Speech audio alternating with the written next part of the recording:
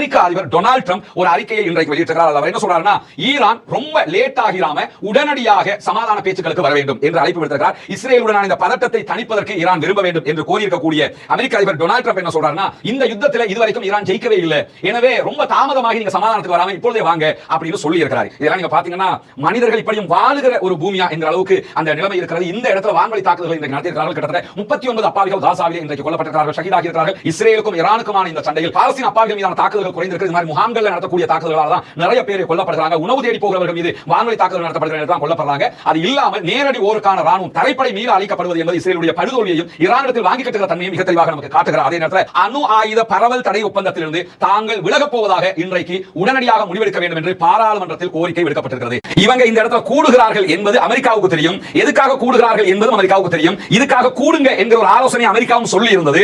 எனவே எல்லாத்தையும் கரெக்டா பண்ணிட்டு இந்த தகவல்களை இந்த இடத்துல இத்தனை மணிக்கு இன்னார் கூடுறாங்கங்கறத மொசாதுக்கு ஆல்ரெடி அமெரிக்கா கொடுத்திருந்தது. எனவே தான் கரெக்டா அந்த இடத்துல கூடும்போது அட்டாக் பண்ணினாங்க. ஒரே நேரத்தில் நான் மேல சொன்ன அத்தனை பேருமே கொல்லப்பட்டார்களே தவிர இது பெரிய வருடக்கணக்காக திட்டம் தீட்டி கிழிச்ச ஒரு கிளியும் கிடையாது. ஆயத்துல்லா அலி காமனியை நாங்க கொண்டிருப்போம், பரிதாபப்பட்டு விட்டுட்டோம். இந்த கதைகள் எல்லாம் எடுபடுகிற கதை கிடையாது, அங்க அது நடக்கவும் இல்லைங்கிறத நாம் புரிந்து கொள்கிறோம். அதே நேரத்தில்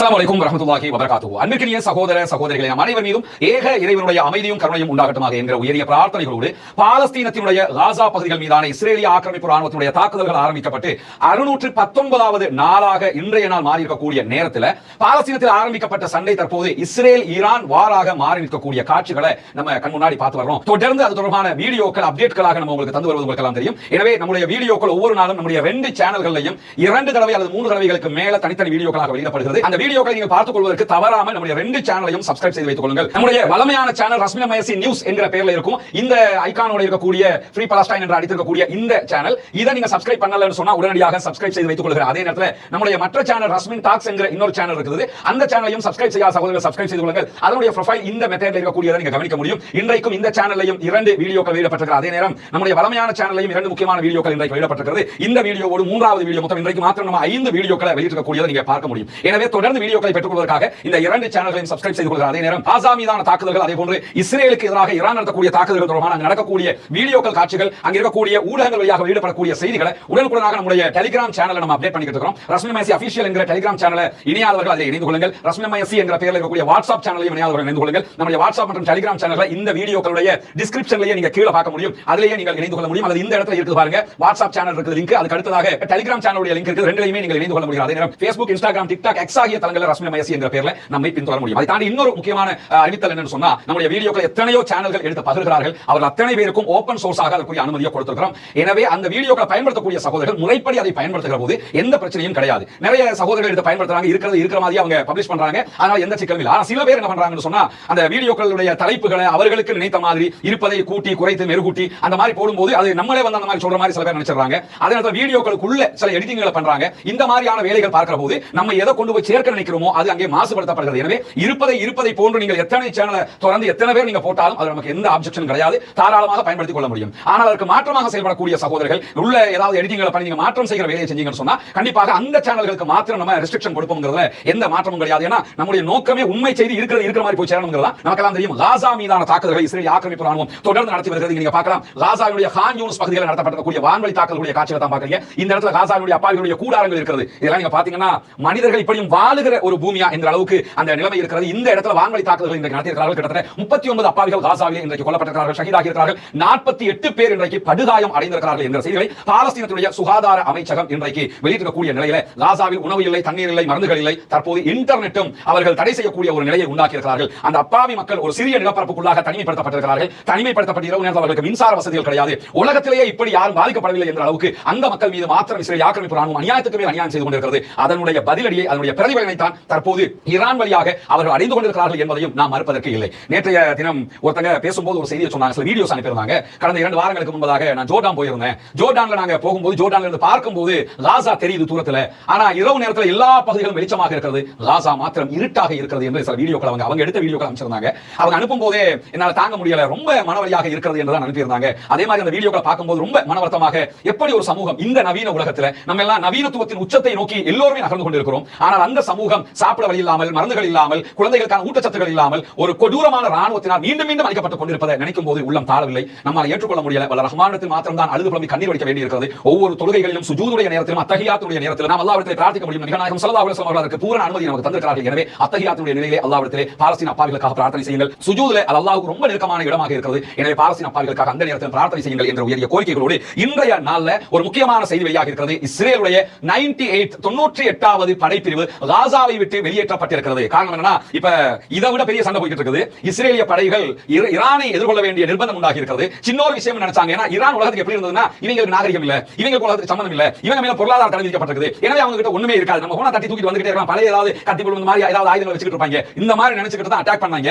ஆனா இப்ப வாங்கி கட்டுவ அவர்களுடைய அயன்டோமே வெடிச்சு சிதறுகிற அளவுக்கு நிலைமை மாறிடுச்சு. எந்த ஒன்னாலையும் தடுக்க முடியாத அளவுக்கு அடிக்கு மேல் அடி வாங்கி கொண்டிருக்கிறார்கள். எனவேதான் இப்பொழுது ஈரானை எதிர்கொள்வதற்காக 98வது படைப்பிரிவு உடனடியாக மீளப்பெறப்பட்டிருக்கிறது. ஆயிரக்கணக்கான ராணுவத்தைச் சேர்ந்தவர்கள் அதில் மீளப்பெறப்பட்டதாக இஸ்ரேல் உத்தியோகபூர்வமாக அறிவித்திருக்கிறது. வல்ல ரஹ்மான் இப்படியும் பாலஸ்தீன மக்களுக்கு நிம்மதியை கொடுக்க வேண்டும். இஸ்ரேலுக்கும் ஈரானுக்குமான இந்த சண்டையில் பாலஸ்தீன அப்பாவிகள் மீதான தாக்குதல்கள் குறைந்திருக்கிறது. இந்த மாதிரி முகாம்கள் நடத்தக்கூடிய தாக்குதல்களால் தான் நிறைய பேர் கொல்லப்படுறாங்க. உணவு தேடி போகிறவர்கள் மீது வான்வழி தாக்குதல் நடத்தப்படுகிறது, கொல்லப்படுறாங்க. அது இல்லாமல் நேரடி போருக்கான ராணுவம் தரைப்படை மீள அளிக்கப்படுவது என்பது இஸ்ரேலுடைய படுதோல்வியையும் ஈரானிடத்தில் வாங்கி கட்டுகிற தன்மையும் மிக தெளிவாக நமக்கு காட்டுகிறார். அதே நேரத்தில் தெற்கு மற்றும் வடக்கு பகுதிகள், சவுத் அண்ட் நார்த் காசா பகுதிகளில் இஸ்ரேலிய ஆக்கிரமிப்பு படைகளுக்கு எதிராக பாலஸ்தீன விடுதலை ராணுவம் இன்றைக்கு தாக்குதல்களை நடத்தியிருக்கிறது, உயிரிழப்புகளையும் ஏற்படுத்தியிருக்கிறது என்கிற செய்திகளை நம்ம பார்க்க முடிகிறது. இஸ்ரேலிய ஆக்கிரமிப்பு ராணுவத்துடைய மெர்காவா டேங்க் மேல பாலஸ்தீன விடுதலை ராணுவம் இன்றைக்கு நடத்தியிருக்கக்கூடிய தாக்குதலை நீங்க பாக்குறீங்க. மெர்காவா டேங்க் ஒன்று மொத்தமாக அளிக்கப்படுகிற காட்சிகளை அவர்கள் இன்றைக்கு வெளியிட்டிருக்கிறார்கள். ஒரு மெர்காவா டேங்க்ல மினிமம் 5 பேராவது இருப்பாங்க. இந்த டேங்க் முழுவதுமாக அளிக்கப்படுகிறது. எனவே 5 பேர் இன்றைக்கு அந்த இடத்துல கொல்லப்பட்டிருப்பார்கள் என்பதை நம்ம புரிந்து கொள்கிறோம். அதே நேரத்தில் கான் யூனிஸுக்கு கிழக்கு பகுதியில் இருக்கக்கூடிய அபாசன் அல் கபீரா என்கிற பகுதிகளில் இஸ்ரேலிய ஆக்கிரமிப்பு ராணுவத்துடைய D9 வகையான புல்டோசர்களுக்கு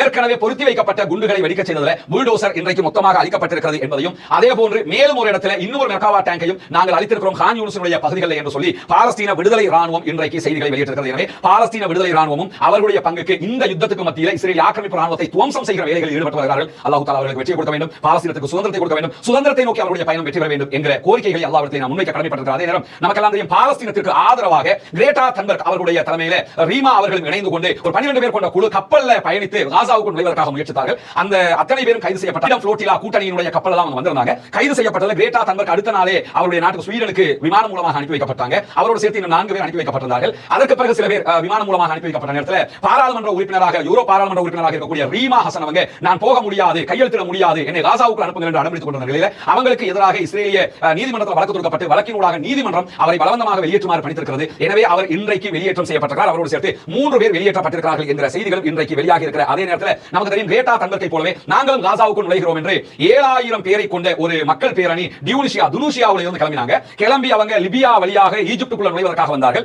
துனிசியாவிலிருந்து லிபியாவுக்கு வந்துட்டாங்க. லிபியாவுடைய தலைநகர் ட்ரிபோலிக்கு போனாங்க. ட்ரிபோலி வழியாக எல்லாமே கடல், அதாவது கடற்கரையோர பயணங்கள், தரைவழி பயணமாக இருந்தது. ட்ரிபோலி வழியாக லிபியா எல்லையினூடாக ஈஜிப்டுக்குள்ள நுழைய வந்தவர்களுக்கு ஈஜிப்ட் இறுதி வரைக்கும் உள்ளே நுழைவதற்கான அனுமதியை கொடுக்கவில்லை. எனவே ஆயிரக்கணக்கான மக்கள் இன்றைக்கு அந்த இடத்திலிருந்து மீண்டும் திரும்பி டியூனிசியாவுக்கு போவதாக அறிவித்திருக்கிறார்கள். ஏன்னா ஈஜிப்டுக்குள்ள உள்ள வந்தா தான் அவங்க ரஃபா பார்டர் வரைக்கும் வர முடியும். ஈஜிப்ட் அதற்கு அனுமதி கொடுக்கவில்லை. நிறைய சகோதரர்கள் இதனுடைய அப்டேட் கேட்டுக்கிட்டு இருந்தீங்க. இதனுடைய அப்டேட் தான் அத்தனை பேர் மீண்டும் திரும்பி செல்கிறார்கள். அவர்கள் அடுத்து என்ன முடிவெடுக்க போகிறார்கள் என்பதை பொறுத்து தான் அடுத்த கட்டங்கள் நகர இருக்கும் என்பதையும் நான் புரிந்து கொள்கிறேன். அதே நேரத்தில் இன்றைய நாள் மிகவும் முக்கியமான நாளாக மாறி இருக்கிறது. காரணம் என்ன, இப்ப நம்ம இந்த வீடியோ ரெக்கார்ட் பண்ணுகிற நேரத்தில் ஈரான் இஸ்ரேலுக்கு எதிரான தாக்குதல்களை பலமாக ஆரம்பித்திருக்கிறது என்பதை நாம் புரிந்து கொள்ள வேண்டும். அந்த செய்திகளுக்கு போவதற்கு முன்பதாக அமெரிக்க அதிபர் டொனால்ட் ட்ரம்ப் ஒரு அறிக்கையை இன்றைக்கு வெளியிட்டிருக்கிறார். அவர் என்ன சொல்றாருன்னா, ஈரான் ரொம்ப லேட் ஆகிராம உடனடியாக சமாதான பேச்சுக்களுக்கு வர வேண்டும் என்று அழைப்பு விடுத்திருக்கிறார். இஸ்ரேலுடனான இந்த பதட்டத்தை தணிப்பதற்கு ஈரான் விரும்ப வேண்டும் என்று கோரியிருக்கக்கூடிய அமெரிக்க அதிபர் டொனால்ட் ட்ரம்ப் என்ன சொல்றாருன்னா, இந்த யுத்தத்தில் இதுவரைக்கும் ஈரான் ஜெயிக்கவே இல்லை, எனவே ரொம்ப தாமதமாகி நீங்க சமாதானத்துக்கு வராம இப்பொழுதே வாங்க அப்படின்னு சொல்லி இருக்கிறார். இதுல என்ன கவனிக்கணும், காமெடி என்னன்னு கேட்டா, அமெரிக்க அதிபர் இப்படி சொல்லிக் கொண்டிருக்கிற போது அமெரிக்காவுடைய USS நிமிட்ஸ் என்கிற விமானம் தாங்கி ராணுவ கப்பல் தற்போது மத்திய கிழக்கை நோக்கி வந்து கொண்டிருக்கிறது. இந்த கப்பல் சரியா இருந்தா இந்த மாதம் 23ஆம் தேதி வியட்நாம் கடற்பரப்புக்கு போயிருக்கணும். வியட்நாமுக்கு போனவங்க போகிற வழியிலேயே வியட்நாம் பயணத்தை ரத்து செய்துட்டு இப்ப என்ன பண்றாங்க, மத்திய கிழக்கை நோக்கி வந்து கொண்டிருக்கிறார்கள் என்கிற செய்திகள் வெளியாகி கொண்டிருக்கிறது. இன்றைக்கு வெளியாகி இருக்கக்கூடிய தகவல் பிரகாரம் சற்று 1 மணி நேரத்துக்கு முன்பதாக குறித்த கப்பல் மலாக்கா ஜலசந்தி வழியாக இந்திய பெருங்கடலை நோக்கி வந்து கொண்டிருக்கிறது என்கிற செய்திகள் வெளியாகி இருக்கிறது. இஸ்ரேல் இடத்துல ஈரான் தான் தோத்துக்கிட்டு இருக்காங்க. அப்ப இஸ்ரேலை அடிச்சு முடிச்சிருவானா இல்லையா? ஈரான் ஆல்ரெடி தோத்துட்டாங்கன்னு சொல்லி டொனால்ட் ட்ரம்ப் சொல்றாரா இருந்தா, எதுக்குடா இந்த கப்பல் அனுப்புறீங்க என்ற கேள்வி வருதா இல்லையா? இல்லையா? எனவே இந்த கப்பல் அனுப்புறது எதுக்குன்னு சொன்னா தற்போது ஈரான் மீது நடத்தப்படக்கூடிய தாக்குதல்களை தடுப்பதற்காக. ஏன்னா இஸ்ரேல் இடத்துல இந்த பாலிஸ்டிக் தடுக்கிற வாய்ப்பு கிடையாதுங்கிறதுனால உடனே அவங்க ஆட்களை அனுப்பி கப்பலூடாக பாலிஸ்டிக் ஏவுகணைகளை தடுக்கிற வேலையை பார்க்கறாங்க. எத்தனை தான் அவங்களும் தடுப்பாங்க. அதுக்கான அவங்க என்ன காரணம் சொல்றாங்கன்னா எங்களுடைய நிலைகள் மீது ஈரான் தாக்குதல் நடத்தினால் அதை தடுப்பதற்காக வருகிறோம் என்ற காரணத்தையும் சொல்கிறார்கள். இதுவரைக்கும் அவங்க அப்படி தடுக்கல. இன்றைய நாள்ல டெல் அவீவ் மேல நடத்தப்பட்ட தாக்குதல்கள் அமெரிக்க தூதுவர் ஆலயத்துக்கு அருகில் இருந்த கட்டடம் மீது தான் ஈரான் தாக்குதல் நடத்தியிருக்காங்க. அந்த அச்சத்தில் கூட அவர்கள் உள்ளே வர முடியும். எது எப்படி போனாலும் ஈரான் தோக்குதுன்னு சொல்றவரே எதுக்கு இந்த கப்பல் அனுப்புறாங்க ஒரு கேள்வி இருக்கக்கூடியதையும் நம்ம இந்த இடத்துல கவனிக்க முடியும். அதே நேரத்தில் நமக்கு தெரியும் இன்றைக்கு சற்று நேரத்துக்கு முன்பதாக நம்முடைய டெலிகிராம் சேனல்ல ஒரு வீடியோ வெளியிட்டிருக்கிறோம். ஈரானுடைய அரசு தொலைக்காட்சியில ஒளிபரப்பு நடந்து கொண்டிருக்கும் போது லைவ் டெலிகாஸ்ட் போய் கொண்டிருக்கிற நேரத்திலேயே அந்த தொலைக்காட்சி நிறுவனத்தின் மீது இன்றைக்கு இஸ்ரேலிய ஆக்கிரமிப்பு ராணுவம் தாக்குதல் நடத்தியது. இதுதான் அந்த தொலைக்காட்சி நிறுவனம். இங்க நீங்க பார்க்க அரசாங்க தொலைக்காட்சி இங்க ரூபவாகினி இருக்கு இல்லையா? ஸ்ரீலங்கால ரூபவாகினி இருக்குது, தமிழ்நாட்டுல பொதிகை இருக்காங்களா இல்லையா? இது மாதிரி அரசாங்கத்தினுடைய தொலைக்காட்சியாக இருக்கு. அந்த கட்டடம் அந்த கட்டடத்தை தாக்குதலுக்கு பிறகு உண்டான காட்சியை தான் நீங்க பாக்குறீங்க. நம்முடைய டெலிகிராம் சேனல்ல அட்டாக் நடக்கிற போது ஒரு பெண்மணி என்ன பண்றாங்கன்னா வீடியோல பேசிக்கிட்டு இருக்காங்க, லைவ் டெலிகாஸ்ட் போய் கொண்டிருக்கு. அப்பதான் அந்த அட்டாக் நடக்குது. அதுவும் அந்த டெலிகாஸ்ட் ஆகக்கூடிய காட்சி அந்த வீடியோ அப்படியே நம்ம பகிர்ந்துக்கிறோம். பார்க்காதவங்க அதை நீங்க பார்த்துக் கொள்ள முடியும். இப்படி பொது தளங்கள் மீது இன்றைக்கு இஸ்ரேல் தாக்குதல் நடத்த ஆரம்பித்ததோடு தான் இந்த தாக்குதலோடு உடனடியாக இஸ்ரேல் மீதான பதிலடி தாக்குதல்களை ஈரான் மீண்டும் ஆரம்பித்திருக்கக்கூடிய நேரத்தில் ஈரான் இன்றைக்கு இன்னொரு முக்கியமான அறிவித்தலை எடுத்திருக்கிறது. என்ன அறிவிப்பு என்று சொன்னால் அணு ஆயுத பரவல் தடை ஒப்பந்தத்திலிருந்து தாங்கள் விலகப் போவதாக இன்றைக்கு உடனடியாக முடிவெடுக்க வேண்டும் என்று பாராளுமன்றத்தில் கோரிக்கை விடுக்கப்பட்டிருக்கிறது. பாராளுமன்றத்தில் மசோதா ஒன்றை கொண்டு வர வேண்டும். அதுல அந்த மசோதா பாஸ் ஆகணும். பாராளுமன்றத்தை பொறுத்தவரை ஆயத்துல்லா அலி காமனி சொன்னாங்க எல்லாரும் கைது தூக்கி போறாங்க. எனவே அது பாஸ் ஆகத்தான் போகுது. ஏன்னா அவர் தான் விதாயகபல, அவருக்கு தான் எல்லா அதிகாரமும் அங்க இருக்குது. எனவே பாராளுமன்றத்தில் ஈரான் சார்பாக ஈரானுடைய வெளியுறவு மந்திரி இஸ்மாயில் பகாயி உடனடியாக இது தொடர்பான ஒரு தீர்மானத்தை கொண்டு வர இருக்கிறார். தீர்மானம் பாராளுமன்றத்துக்கு கொண்டு வரப்பட்டால் அது பாஸ் பண்ணப்பட்டால் சர்வதேச அணு ஆயுத அணு பரவல் தடை சட்டத்தில் இருந்து அவர்கள் விதிவிலக்கு பெற்று விடுவார்கள். நீங்க வேண்டியதை பண்ணிக்கிறீங்க. ஏற்கனவே ஈரான் மேல பொருளாதார தடைகள் விதிக்கப்பட்டிருக்கிறது. பல தடைகள் விதிச்சிருக்காங்க. நீ வேண்டியதை வச்சுக்க, நான் இப்படி தான் இருப்பேன்னு சொல்லி கெத்தாக ஒரு முடிவை எடுத்திருக்கிறார்கள். அப்படியான ஒரு முடிவு வருகிற போது அமெரிக்காவுக்கு தான் மிகப்பெரிய தலையீடாக மாறப்போகிறது என்கிற நிலையில இன்றைக்கு பல அறிக்கைகளை ஈரான் வெளியிட்டுக் கொண்டிருக்கிறத நம்ம பார்க்க முடியும். குறிப்பாக இன்றைக்கு ஈரானுடைய பாராளுமன்ற சபாநாயகர் அவர்கள் பேசியிருக்கக்கூடிய ஒரு பேச்சு மிக முக்கியமான பேச்சாக பார்க்கப்படுகிறது. இவர்தான் ஈரானுடைய பாராளுமன்ற சபாநாயகர் முகமது பக்கர் கலீஃபா அவர்கள் பேசியிருக்கக்கூடிய பேச்சில் மிக ஹைலைட்டடானது என்னன்னு சொன்னா இன்றைக்கு பாராளுமன்றத்தில் அவர் பேசுறாரு, இஸ்ரேலுக்கு நாங்கள் நரகத்தை காட்டிக் கொண்டிருக்கிறோம், நரகத்தின் ஆழத்தை இனிமேல் காட்டுவோம் என்று சொல்லியிருக்கிறார். நீங்க இப்ப நரகத்தை தான் பார்த்துட்டு இருக்கீங்க. நரகத்தினுடைய ஆழத்தை காட்டுவோம். டெல் அவீவ் எரிந்து கொண்டிருக்கிறது, ஹைஃபா எரிந்து கொண்டிருக்கிறது, கிரேட்டர் டெல் அவீவ் எரிந்து கொண்டிருக்கிறது, கிழக்கு ஜெருசலம் எரிந்து கொண்டிருக்கிறது. இஸ்ரேலுடைய பல நகரங்களை நாங்கள் எரித்துக் கொண்டிருக்கிறோம். இது நரகம் உங்களுக்கு. ஆனா நரகத்தின் ஆழத்தை நீங்க பார்க்கல. எனவே ஆழத்தை காட்டுகிற வேலையை நாங்கள் செய்ய வேண்டி வரும் என்று சொல்லி இன்றைக்கு பாராளுமன்ற சபாநாயகர் அறிவித்திருக்கக்கூடிய நிலையில் அவர் பேசும்போது கூடுதலாக என்ன சொல்றாருன்னா ஈரானிய படைகளுக்கு இது ஒன்றும் புதிதல்ல, நாங்கள் பல யுத்தங்களை கண்டவர்கள் என்று சொல்லிவிட்டு கூடுதலாக அவர் சொல்றாரு, எங்களை பொறுத்தவரை நாங்கள் ஒரு அசாதாரண சூழ்நிலையில் இருக்கிறோம் என்பதை நாங்கள் புரிந்துதான் வைத்திருக்கிறோம். இறுதியாக வெற்றி எங்களுக்கு நிச்சயமாக கிடைக்கும் என்றிருந்தாலும் இந்த பாதையில ஏற்றத்தாழ்வுகள் வரும் என்பதையும் நம்முடைய மக்கள் புரிந்து கொள்ள வேண்டும் என்கிறார். யுத்தம் வந்துருச்சுன்னா நமக்கு அடிப்பான், திருப்பி நம்ம அடிக்கணும், நமக்கு அடிவிழாமலே இருக்காது. அதனால அவர் சொல்றாரு ஏற்றத்தாழ்வு வரும், அதை நீங்கள் புரிந்து கொள்ளுங்கள் என்று சொல்லிவிட்டு பல்வேறு இனங்கள், பல்வேறு கொள்கைகள், பல்வேறு கோட்பாடுகள் கொண்ட ஈரான் இப்பொழுது ஒற்றுமையாக நிற்கிறது. ஈரானியர்கள் ஈரானுக்காக நிற்கிறார்கள் என்று நிற்கிறார்கள். எனவே எங்களை நீங்கள் தோற்கடிப்பதை நினைத்து பார்க்க முடியாது, நரகத்தின் ஆழத்தை உங்களுக்கு காட்டுவோம் என்று பாராளுமன்ற சபாநாயகர் இன்றைக்கு சொல்லியிருக்கக்கூடிய நேரத்தில் தான் ஈரானிய ஜனாதிபதி மசூத் பெசக்ஷியன் அவர்கள் சில அறிக்கைகளை இன்றைக்கு வெளியிட்டிருக்கிறார். குறிப்பாக அவர் ஓமானுடைய சுல்தானோடு அதிபரோடு பேசியிருக்கிறார். அதில் அவர் பேசிய செய்திகள் என்ன சொல்றாருன்னா, ஈரானுடைய அணு விஞ்ஞானிகள் சில பேரை கொண்டுட்டாங்கிறதுனால எங்களை யாரும் தடுத்து விட முடியாது, அந்த 6 பேர் கொண்டாங்கிறதுனால எங்களை தடுக்க முடியுமா என்று அவர் கேள்வி எழுப்புகிறார். அந்த ஈரானுடைய அணு விஞ்ஞானிகளும் அதே போன்ற ஈரானுடைய தளபதிகள் எப்படி கொல்லப்பட்டார்கள் என்பது தொடர்பாக ரஸ்மின் டாக்ஸ் என்கிற நம்முடைய மற்ற யூடியூப் சேனல்ல இன்னைக்கு தனியான ஒரு வீடியோ வெளியிட்டிருக்கிறோம். பார்க்க சகோதரர்கள் அதை பார்த்துக் கொள்ளுங்கள். அதே உங்களுக்கு தெரியும் எப்படி அந்த தாக்குதல் நடத்தப்பட்டது இஸ்ரேல் சார்பாக என்று சொல்லி. அந்த நிலையில தான் இன்றைக்கு ஈரானுடைய ஜனாதிபதி மசூத் பெசக்ஷியன் பேசுகிற போது எங்களை யாராலும் தடுக்க முடியாது என்கிற செய்திகளை சொல்லியிருப்பது மட்டுமல்லாமல் அமெரிக்கா காட்டுமிராண்டித்தனமான இஸ்ரேலிய ஆட்சிக்கு உதவுவதை நிறுத்தவில்லை என்று சொன்னால் ஈரான் இன்னும் வேதனையான நடவடிக்கைகளை கண்டிப்பாக எடுக்கும் என்கிற செய்தியையும் இன்றைக்கு அவர் சொல்லியிருக்கிறார். நாங்க அமெரிக்காவுக்கு பயப்படுறாங்க கிடையாது, நாங்க யாருக்குமே பயப்படல. எனவே அமெரிக்கா இஸ்ரேலுக்கு உதவுவதை நிறுத்தணும். இல்லைன்னு சொன்னா நாங்க ஈரான் இல்லைன்னு சொன்னா நாங்க இஸ்ரேல் வேதனைப்படுகிற அளவுக்கு மிக கடுமையான தாக்குதல்களை நடத்துவோம் என்று சொல்லி இருக்கிற அதே நேரம் இன்றைக்கு ஈரானுடைய புரட்சிகர ஈரானுடைய IRGC படைப்பினுடைய தளபதி மிக முக்கியமான ஒரு அறிவிப்பை விடுத்திருக்கிறார். அவர் என்ன சொல்றாருன்னா, நாங்கள் ஒரு நீண்ட நெடிய விரிவான யுத்தத்திற்கு தயாராக இருக்கிறோம், எல்லா சூழ்நிலைகளுக்கும் நாங்கள் எங்களை மாற்றிக் கொண்டு விட்டோம், இது யுத்தம் தான் என்று சொல்லி மனதளவில் அவங்க ரெடி ஆயிட்டாங்க, எல்லாத்துக்குமே தயாராயிட்டோம் சொல்லிட்டு எங்களுடைய மிக முக்கியமான ராணுவ திறன்களை இனிமேல் தான் இஸ்ரேல் பார்க்க போகிறது என்கிற எச்சரிக்கையை விடுத்திருக்கிறார். அதே நேரத்தில் ஈரானுடைய ஆயுத படைகள் கூட்டுப்படைகள் மொத்தமாக ஒரு அறிக்கை இன்றைக்கு வெளியிட்டிருக்காங்க. அதுதான் இன்றைக்கு எல்லா மீடியாவிலும் மிக முக்கியமான அறிக்கையாக இருக்கிறது. அந்த அறிக்கையை இன்றைக்கு இவரெல்லாம் வெளியிட்டவர் என்ன அந்த அறிக்கையில் அடங்கி இருக்கிறது என்று சொன்னால், இஸ்ரேல் என்பது ஆக்கிரமிக்கப்பட்ட பாலஸ்தீனம், பாலஸ்தீனம் என்கிற நாட்டை தான் ஆக்கிரமிச்சு இஸ்ரேல் உருவாக்கினாங்க. அந்த ஆக்கிரமிக்கப்பட்ட பாலஸ்தீனத்தினுடைய தலைநகராக டெல் அவீவ் இருக்கிறது. டெல் அவீவும் பாலஸ்தீன நகரமாக இருக்கிறது. எனவே நாங்கள் அடுத்தடுத்த தாக்குதல்களை உக்கிரமாக நடத்த இருக்கிறோம். டெல் அவீவ்ல பல இடங்கள் தீப்பற்றி எரிந்து கொண்டிருக்கிறது. எங்களுடைய தாக்குதல்களால் எங்களை உங்களால் நிறுத்த முடியாது என்று சொல்லுகிற ஈரானுடைய கூட்டுப்படை முக்கியமாக என்ன அறிவித்து விட்டாங்க, உடனடியாக இஸ்ரேலியர்கள் இஸ்ரேல் தலைநகர் டெல் அவீவை விட்டு வெளியேறி விடுங்கள், ஏன்னா நாங்கள் டெல் அவீவை தீ வச்சு எரிக்கிற அளவுக்கு தாக்குதல் நடத்த போறோம், உடனடியாக அங்கிருந்து வெளியே போயிருங்க, உங்களுக்கு ஏதாவது ஆபத்துகள் வந்தால் அதற்கு நாங்கள் பொறுப்பு என்று சொல்லிவிடக் கூடாது, முன்கூட்டியே நாங்கள் அறிவித்து விட்டோம் என்றார்கள். உடனடியாக வெளியே போயிருங்க, டெல் அவீவ் விட்டு அத்தனை பேர் போயிடும், டெல் அவீவ் நாங்க அழிக்க போறோம் அப்படின்னு சொல்லி அறிவிச்சிருக்காங்க. பொறுத்திருந்து தான் பார்க்க வேண்டும் என்ன நடக்க போகிறது என்பது. ஏன்னா ஏண்டா தொட்டமிட்டு யோசிக்கிற அளவுக்கு இன்றைக்கு இஸ்ரேலுக்கு சரமாரியான பதிலடி கொடுக்கப்படுகிறது. இஸ்ரேலிய ஆதரவு ஊடகங்களை ஆய்வாளர்களே இஸ்ரேல் மீதான ஈரானுடைய தாக்குதல்களை மலைக்கு ஒப்பிட்டு எழுதுகிறார்கள். பெய்கிற மலையை போன்று ஏவுகணை தாக்குதல் நடத்தப்படுகிறது என்று எழுதக்கூடிய காட்சிகளை நீங்க தொடர்ந்து பார்க்கிற அதே நேரத்தில் இன்றைக்கு வெளியாக இருக்கக்கூடிய ஒரு முக்கியமான செய்தி என்னன்னா, ஈரானுடைய தாக்குதலுக்கு மத்தியில இஸ்ரேலிய மக்களுக்கு மத்தியில இஸ்ரேல் ராணுவத்தின் மீது இருந்த நம்பிக்கைகள் சீர்குலைக்கப்பட்டிருக்கிறது என்பதுதான் ஹைலைட்டான செய்தியாக இருக்கிறது. ஏன்னா நம்மள யார் தாக்குவா? நம்மளை சுத்தி அயன் டோம் இருக்குது, நம்மளை சுத்தி தேட் இருக்குது, நம்மளை சுத்தி ஏரோ சிஸ்டம் இருக்குது, நமக்காக அமெரிக்காக்காரன் இருக்கான், நம்மளை எவனும் கை வைக்க முடியாது, எந்த அரபு நாள் நம்மளை நெருங்க முடியாதுன்னு சொல்லி ஒரு மிதப்புல அவங்க அத்தனை பேர் இருந்தாங்க. ஆனா இப்ப இஸ்ரேல் காரன ஈரான் காரன் வந்து வெச்சு செஞ்சுக்கிட்டு இருக்கான். அதை பார்த்து தற்போதைய இஸ்ரேலிய மக்களுடைய நிலை எப்படி இருக்குது கேட்டா, இல்ல நம்மள அடிக்கிற பலம் ஈரான் காரனுக்கே இருக்குது, நம்ம என்னமோ நம்ம நினைச்சிட்டோம், வெச்சு நம்மளை செஞ்சுக்கிட்டு இருக்காங்க என்கிற அளவுக்கு அவருடைய நிலைமை மாறி இருப்பதாக சொல்லப்படுவதற்கான காரணம் என்னன்னு சொன்னா, அவர்கள் மிகவும் நம்பிய இந்த அயன் டோம் சிஸ்டங்கள் எல்லாம் ஹெர்மெடிக் சிஸ்டம்ங்கிற அளவுக்கு அவங்க நினைச்சிருந்தாங்க. அது எல்லாமே சீர்குலைக்கப்பட்டிருக்கிறது என்று சொல்லி இன்றைக்கு டெலிகிராஃபி வெளியிட்டிருக்கக்கூடிய செய்தியில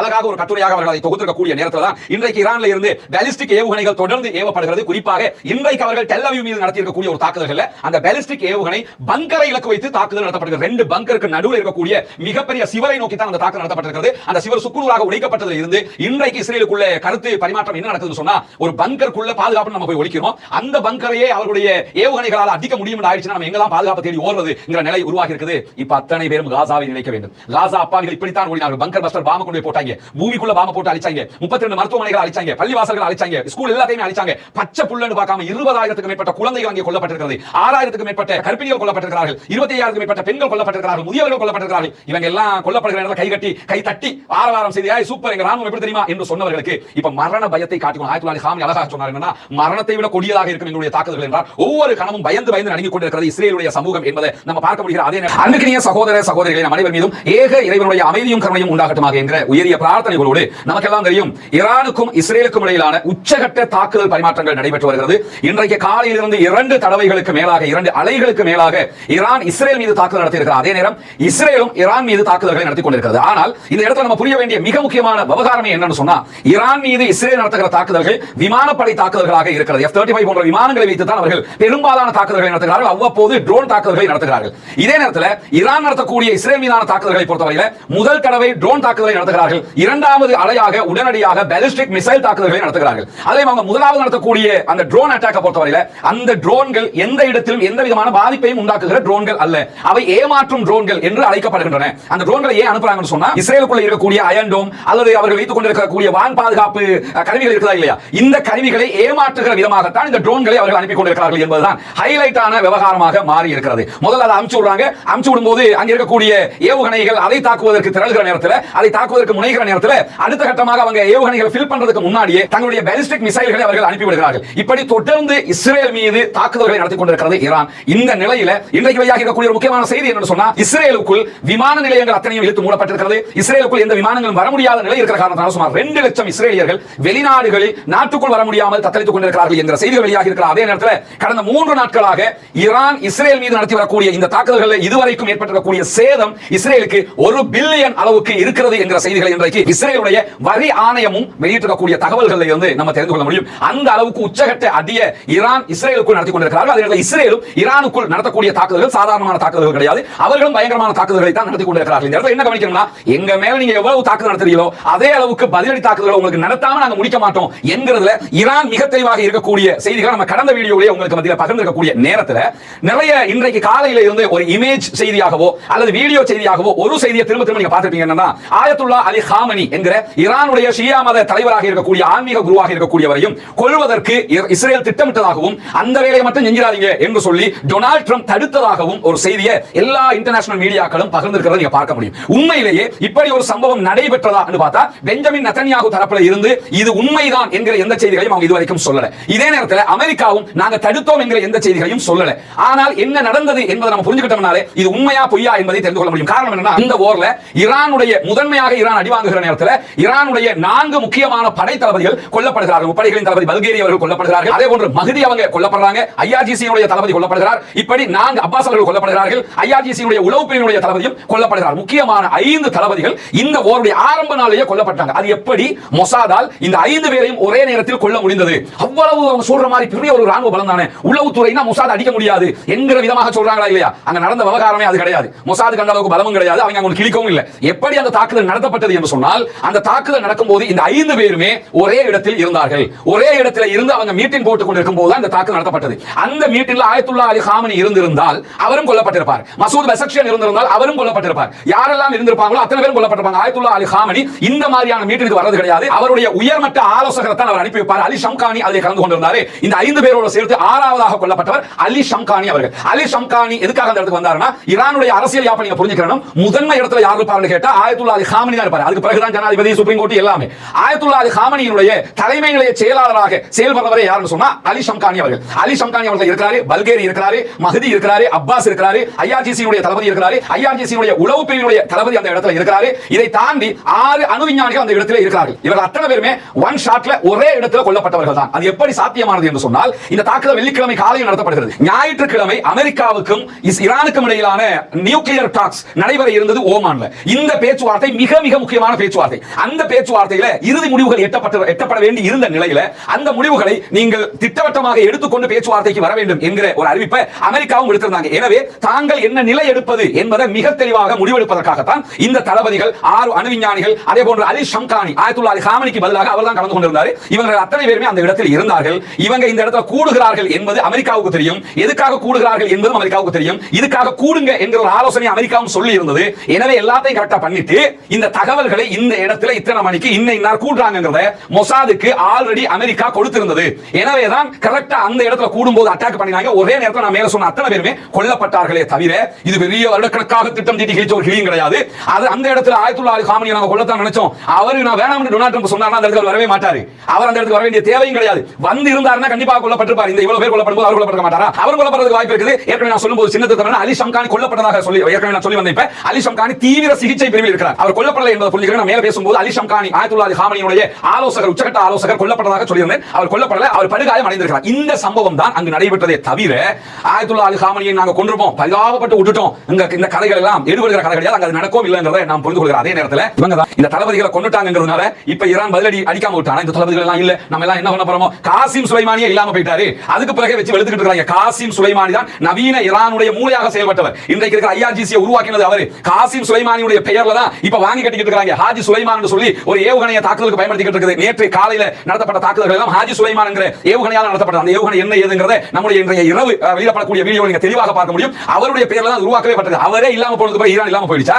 எனவே இந்த தளபதிகளுடைய மரணத்திற்கும் இஸ்ரேல் சொல்கிற கதைகளுக்கும் சம்பந்தம் இல்லை என்பதை ஆரம்பமாக நாம் புரிந்து கொள்ள வேண்டும். ஆயத்துல்லா அலி காமனியுடைய விவகாரம் இதுதான். அதை தாண்டி இஸ்ரேலிய அதிகாரிகள் இன்றைக்கு வெளியிடக்கூடிய செய்தி என்ன சொல்றாங்கன்னு சொன்னா, ஈரானுடைய தரையிலிருந்து தரைக்கு ஏவுகிற ஏவுகணைகள்ல 3 பங்குக்கு மேல நாங்க அழிச்சிட்டோம் அப்படின்னு அறிவிச்சிருக்காங்க. ஈரான் இருக்கக்கூடிய பாலிஸ்டிக் மிசைல்ஸ்ல 3 மேல அழிச்சிட்டோம் அப்படிங்கறாங்க. உதாரணமா 30 பாலிஸ்டிக் மிசைல் இருக்குன்னு சொன்னா 10க்கு மேல நாங்க அழிச்சிட்டோம் அப்படின்னு அர்த்தம். இந்த மாதிரி ஒரு கதையை சொல்லி இருக்காங்க. அதுக்கு விளக்கத்தை முன்னாடி வீடியோல சொல்லிட்டேன். பாலிஸ்டிக் மிசைல்கள் அழிக்கப்பட்டா வெடிச்சு சிதறி ஈரானுக்கு பத்திக்கிட்டு இருக்கணும். அந்த மாதிரி எந்த செய்தியும் இதுவரைக்கும் வரவில்லை. அதே நேரம் இன்றைய தினம் மொசாதுடைய ஒரு உளவாளி குற்றவாளி என்று நிரூபிக்கப்பட்ட காரணத்தினால ஈரானுடைய சுப்ரீம் கோர்ட்டினுடைய அனுமதியோடு, சுப்ரீம் கோர்ட்டினுடைய தீர்ப்போடு இன்றைக்கு தூக்கிலிடப்பட்டிருக்கிறான் என்கிற செய்திகளும் வெளியாகி இருக்கிற அதே நேரத்தில் ஈரானுடைய போலீஸ் பிரிவு என்ற ஒரு செய்தி வெளியிட்டிருக்காங்க. இஸ்பாஹான்ல இருக்கக்கூடிய ஒரு மினி ட்ரோன் பட்டறையை அவர்கள் கண்டறிந்து 4 பேரை கைது செய்திருப்பதாகவும் ஒரு செய்தி வெளியிட்டிருக்காங்க. இந்த ட்ரோன்கள் எல்லாம் இஸ்ரேலுக்காக செயல்பட்ட ட்ரோன்கள் என்று சொல்லப்படுகிறது. ட்ரோன்களை அசெம்பிள் பண்ணக்கூடிய ஒரு இடத்தை அவங்க கண்டுபிடிச்சிருக்காங்க. அதுல 4 பேரை கைது செய்திருப்பதாகவும் இன்றைக்கு அறிவித்தலை வெளியிட்டிருக்கிறது. ஈரான் என்கிற செய்திகளுக்கு மத்தியில் ஈரானுடைய ராணுவத்தினுடைய தரைப்படைகளுடைய தளபதி நேற்றைய தினம் இஸ்ரேலுக்கு எதிராக நடத்தப்பட்ட தாக்குதல் தொடர்பான ஒரு குறிப்பு செய்தி வெளியிட்டிருக்கிறார்.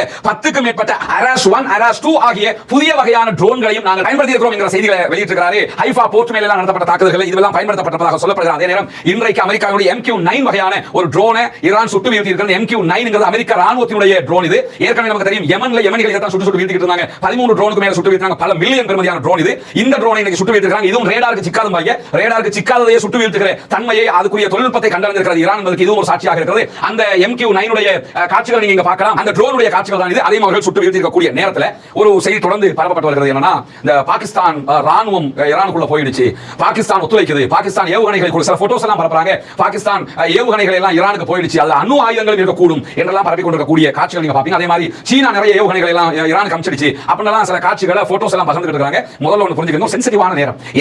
இதுதான் இந்த பொய்கள் பரவுவதற்கு அடிப்படையாக இருக்கிறது. இதெல்லாம் வச்சுக்கிட்டு தான் யூடியூபர்ஸ் உட்கார்ந்து பல கதைகளை பேசிக்கிட்டு இருக்காங்க. இந்த இந்தியா பாகிஸ்தான் வார் நேரத்திலும் இதே மாதிரி பரப்பிக்கிட்டு இருந்தாங்க. முதல்ல ஒன்று புரியுங்க, பாகிஸ்தான் மிக தெளிவாக ஒரே ஒரு செய்தியை தான் சொல்லிருக்கு, நாங்க ஈரானோட ஸ்டாண்ட் வித் ஈரான் இருக்காங்க, நாங்க ஈரானோட தான் நாங்க நிக்கிறோம், நாங்க இஸ்ரேலுக்கு எதிரானவர்கள், இஸ்ரேல் இஸ்லாமியர்களுக்கு மட்டுமல்ல சர்வதேசத்துக்கும் எதிரானவர்கள், மனித குலத்துக்கு எதிரானவர்கள். எனவே நாங்கள் ஈரானோடு இருக்கிறோம், ஈரானுக்காக சர்வதேச தளத்தில் நாங்க வர்க் பண்ணுவோம் அப்படின்னு இருக்காங்க. சொல்லிவிட்டு இன்னைக்கு OIC-யோட இன்னைக்கு பேசுறாங்க, அரபு லீகோட இன்னைக்கு பேசுறாங்க, ஐநாவுல குரல் எழுப்புவோம் இருக்காங்க, ஈரானுக்காக சர்வதேச தளங்கள்ல நாங்க வர்க் பண்ணுவோம்னு சொல்லிருக்காங்க.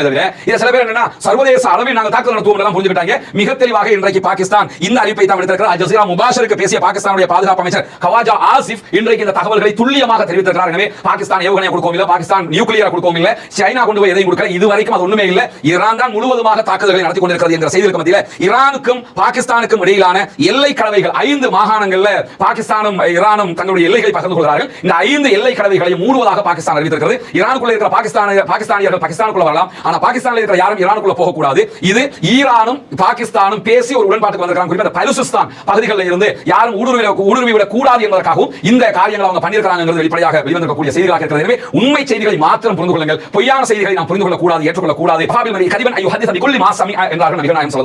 கேள்விப்பட்டதெல்லாம் பரப்புகிறவன் பொய்யன் என்பதற்கு போதுமான ஆதாரம் என்று சொல்லியிருக்கிறார்கள். எனவே நபிகள் நாயகத்துடைய கூற்று பிரகாரம் நம்ம பொய்யன் ஆகிடக்கூடாது. வாட்ஸ்அப்ல ஒன்று வருதா பரப்பிடாதீங்க, அது உண்மையா பொய்யான்னு சொல்லி முதல்ல ஆதாரத்தை தேடுங்க, ஆய்வு பண்ணுங்க. நிறைய சகோதரர்கள் சில பேர் வந்து வர்ற Facebookல வர்றதெல்லாம் அனுப்பிட்டு இருக்காங்க. பாருங்க எல்லாமே ஃபேக்கா இருக்குது. ஒருத்தர் உட்கார்ந்துட்டு நான் சரண்டர் ஆகிறேன், எங்க மேல அட்டாக் பண்ணாதீங்க என்று இஸ்ரேல்காரன் கதறுகிறான்னு சொல்லி லட்சம் பேர் அதை அனுப்பிச்சு பரப்பிட்டு இருக்கீங்க. அப்படி ஒரு செய்தி அது ஆர்டிஃபிஷியல் இன்டெலிஜென்ஸால தயாரிக்கப்பட்ட ஒரு வீடியோ. அது அப்படி ஒரு வீடியோ அப்படி ஒருத்தவங்க நிஜமாக பேசவே இல்லை, அந்த செய்திகள் பரப்பப்படுகிறது. இன்னொரு ஏர்போர்ட்டை காட்டி பாத்தீங்களா இஸ்ரேலுடைய விமானங்கள் எல்லாம் பத்தி எரிஞ்சுக்கிட்டு இருக்குது, எல்லாமே ஆர்டிஃபிஷியல் இன்டெலிஜென்ஸ்ல உருவாக்கப்பட்ட வீடியோ. உண்மையான வீடியோக்களா இருந்தா அந்த தொலைக்காட்சி நிறுவனங்கள் அதை கரெக்டாக எடுத்து வெளியிட்டு விடுவார்கள். ஏதாவது ஒரு உறுதிப்படுத்துகிற சோர்ஸ் நம்ம கிட்ட இருக்கும். இதெல்லாம் வாட்ஸ்அப்ல வரக்கூடிய இந்த செய்திகளை பரப்பாதிய என்கிறது நம்ம பார்க்க முடிகிற அதே நேரத்தில் தொடர்ந்து ஈரான் சிம்ம சொப்பனமான பதில்களை தற்போது இஸ்ரேல் மீது கொடுத்துக் கொண்டிருக்கிறது. நம்ம பேசிக் கொண்டிருக்கக்கூடிய இந்த தருணத்திலையும் இஸ்ரேல் மேல அட்டாக் நடந்து கொண்டிருக்கிறது. எனவே இந்த தாக்குதல்கள் என்ன நேற்று ஹைஃபா நாசமா போச்சு, அதுக்கு முன்னாடி கிரேட்டர் டெல் அவிவ் நாசமா போச்சு, அதுக்கு முன்னாடி ஜெருசலத்துல கிழக்கு பகுதிகளுக்கெல்லாம் வச்சு செஞ்சாங்க. இன்னைக்கு நைட் என்ன நடக்க போகுது என்பதை இந்த வீடியோவுக்கு பிறகு வர அப்டேட்ல நீங்கள் எதிர்பார்க்க. ஏற்கனவே நம்ம சொன்ன நம்ம 2 சேனலையும் சப்ஸ்கிரைப் செய்ய சகோதரர்கள் சப்ஸ்கிரைப் செய்து இணைந்து கொள்ளுங்கள். அதே நேரத்தில் நம்முடைய டெலிகிராம்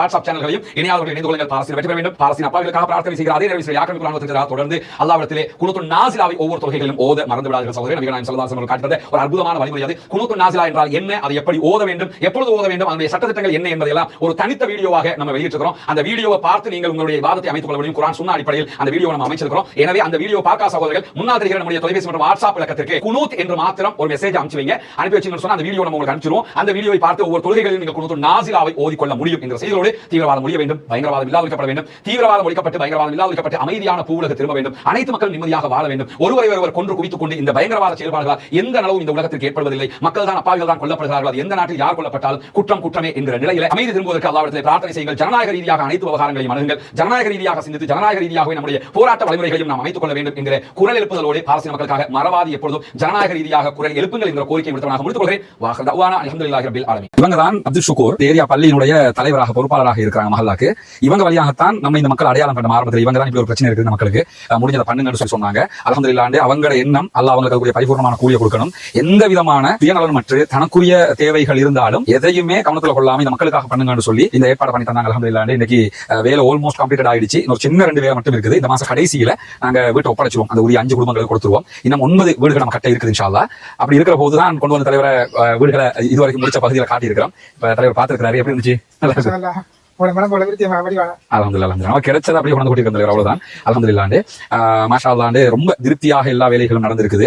அல்ஹம்துலில்லாஹ் சொல்லி அந்த குடும்பங்களுக்கு விரைவில் இந்த மாசத்துக்குள்ள நம்ம அந்த வீடுகளை கையளிச்சுவோம். கையளிச்சதுக்கு பிறகு அடுத்த வீடுகளை கட்டுகிற பணிகள் 9 வீடுகள் கட்டணும். இதுக்கு உதவி செஞ்ச மாதிரி எல்லோரும் அதற்கும் நீங்கள் உதவி செய்ய வேண்டும். உங்களுடைய உதவிகள் கூட தான் நம்ம இதெல்லாம் பண்ணிக்கிட்டு இருக்கோம். அல்ஹம்துலில்லாஹ் அந்த குடும்பங்களுடைய மகிழ்ச்சி இதில் அடங்கி இருக்குது. அல்லாஹ்வுடைய திருப்பொருத்தம் நமக்கு இதில் அடங்கி இருக்குது. எனவே இதற்கு உதவி செய்திருக்கக்கூடிய அத்தனை பேருக்கும் நாங்க நன்றி சொல்லிக் கொள்வதோடு அல்லாஹ் உங்களுக்கு அருள் புரியணும். அதே நேரத்தில் மற்றும் இன்னும் 9 வீடுகள் இருக்குது, அதுகளை கட்டுறதுக்கும் நீங்க உதவி செய்ய. ஏற்கனவே நான் சொல்லியிருந்தேன் சில சகோதரர்கள் நமக்கு இதுல 140 ரூபா அனுப்பியிருந்த ஆட்களும் இருக்கிறாங்க, 100 ரூபா அனுப்பின ஆட்களும் இருக்கிறாங்க. அதை தாண்டி தங்களால் முடிஞ்ச அளவுக்கு தந்த சகோதரர்கள் இருக்கிறாங்க. அதுக்கு சொல்ல வரேன், அவங்க சின்ன ஒரு அமௌண்ட் ஆனாலும் வரணும். அவங்க இது அத்தனை பேரும் சேர்ந்து செஞ்சிருக்கோம், தனியார் செஞ்சதல்ல. அத்தனை பேரும் சேர்ந்து நம்ம இதை பண்ணிருக்கிறோம். ரொம்ப அருமையாக பார்க்கறதுக்கு நமக்கு சந்தோஷமா இருக்கு. எங்களுக்கு நாங்க எப்படி வீடு கட்டி அப்படி கட்டுவோமோ அதே மாதிரி கட்டியிருக்கிறோம். எங்களால முடிஞ்ச வரைக்கும் அது சரி. அல்ஹம்துலில்லாஹ் இன்ஷா அல்லாஹ் இதை பார்க்கிற சகோதரர்கள் இதற்காக உதவி செய்த சகோதரர் அத்தனை பேரும் அருள் புரியட்டும்.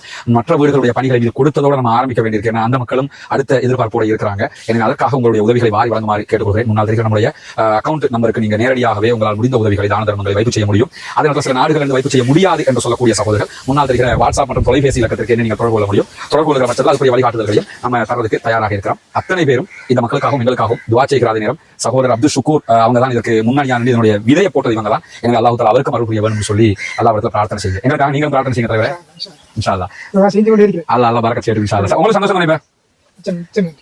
ஏன்னா உங்களோட முயற்சிக்கு அல்லாஹ் அதுக்குரிய நீங்க எதிர்பார்த்தது நடக்குது இன்ஷா அல்லாஹ்.